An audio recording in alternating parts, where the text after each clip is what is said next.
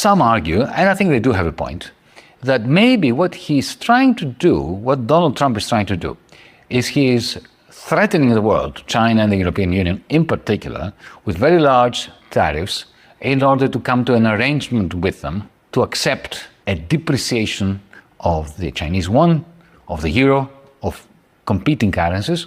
Is China likely to accept a new Plaza Accords? I assign a 0 probability to that possibility. China is no Japan. Or will Beijing make the choice, which it has not made yet? They have not made up their minds yet, and I think reasonably, will, however, at some point make the choice, make the decision to convert the BRICS area into a new version of Bretton Woods. Meet Yanis Varoufakis, the former finance minister of Greece and a well-known economist. In this video, he dives into why the trade war launched by the US against China and really the whole world just won't work in the long run. His insights are based on deep economic analysis and his experience dealing with global financial challenges. You won't want to miss this. Donald Trump's first problem is that the tariffs that he has invested so much political capital in introducing, announcing, and advocating for will most likely boost the value of the dollar. Why? Primarily because every time there is global uncertainty, whenever there is a problem that emanates from the United States, whether that was the 2008 crisis or whatever crisis there is a paradoxical rush of foreign money into the United States, boosting the dollar. So if Trump's tariffs create global uncertainty, the likely outcome will be an increased value of the dollar. And that's his first problem, because if his tariffs succeed in creating a lot of consternation across the world, in China, in the European Union, in Britain, the result will be that even if imports initially shrink as a result of these large tariffs, the influx of money into the United States of capital is going to boost the value of the dollar, therefore countering whatever effects the tariffs had on limiting imports and enhancing American exports. Donald Trump's second problem is that if he proceeds with his very large tax cuts, especially for corporations and the oligarchs and the very rich in the United States, this is also going to attract into the United States foreign capital. And what will that do? Boost the value of the dollar, and therefore enhance the gap between American savings and investment, with investment being much greater than savings, which is a root cause of the American trade deficit. Trump's third problem is the exorbitant privilege of the United States dollar.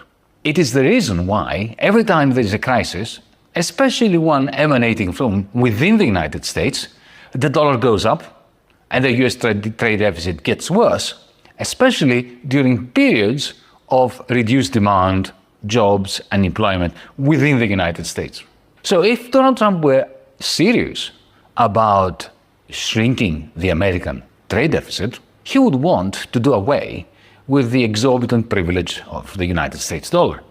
But of course, not only will he never allow himself to do that, because his best friends, his tribe, are the rentiers and the financiers who will be aghast if the United States loses the exorbitant privilege of its dollar. It is highly unlikely that Donald Trump will want to be the first American president after the Second World War that loses the hegemonic power of the United States by losing the exorbitant privilege of the United States dollar. Some argue, and I think they do have a point, that maybe what he's trying to do, what Donald Trump is trying to do, is he is threatening the world, China and the European Union in particular, with very large tariffs in order to come to an arrangement with them to accept a depreciation of the Chinese yuan, of the euro, of competing currencies, in order for the United States to see its exports rise and its imports diminish. To cut a deal, in other words, something along the lines of what Ronald Reagan did in 1985, the infamous Plaza Accords, supposedly a multilateral meeting between the Europeans, the Americans, the Canadians, the Australians. But in reality, what the Plaza Accords were about was an ultimatum by Washington on Tokyo. Appreciate the yen massively, or else I'm going to slap large tariffs on Japanese exports. The Japanese or rolled over. They did as they were told. The reason why Japan's massive growth rates between 1950 and 1985 were eliminated, and why Japan lost its verve, its dynamism, was because they accepted those Plaza Accords.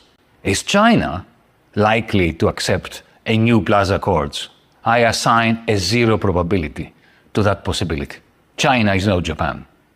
Japan was an occupied country by the United States. The United States wrote its constitution. There are tens of thousands of American soldiers still occupying Okinawa. China, I will repeat this once more, is not Japan. It is highly unlikely that they will accept, at a time when the capital account of China, if anything, would recommend from an economic point of view a depreciation of the yuan. They will never accept a massive appreciation of the kind that would make the difference for the United States trade deficit in the way that Donald Trump would like. So this is pie in the sky. No new Plaza Accords between the United States and Beijing this time are on the horizon. In that sense, it looks very unlikely that what Donald Trump wants, at least both his objectives of shrinking the US trade deficit and maintaining the exorbitant privilege of the dollar, that both these objectives will be satisfied at once in 2025, in the next 4 years. The great question, however, for 2025 and beyond, concerns China's dilemma. Will Beijing decide to stay put, gaining time until the United States' internal contradictions, Trump's conundrum and dilemma, plays out? Or will Beijing make the choice, which it has not made yet? They have not made up their minds yet, and I think reasonably, will, however, at some point make the choice, make the decision to convert the BRICS area into a new version of Bretton Woods.